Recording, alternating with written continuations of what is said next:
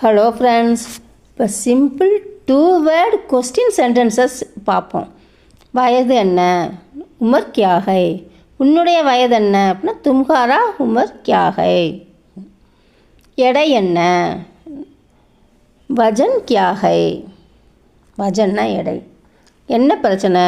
பிரச்சனை என்ன? உன் பிரச்சனை என்ன அப்படின்னு. என்ன பிரச்சனை அப்படின்னா கியா தக்லீஃப் ஹை.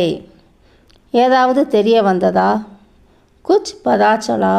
இங்கே கியான் வராது. ஏதாவது தெரிய வந்ததா அப்படின்னா குச் பதாச்சலா அப்படின்னு கேட்கலாம். காயமாகி விட்டதா?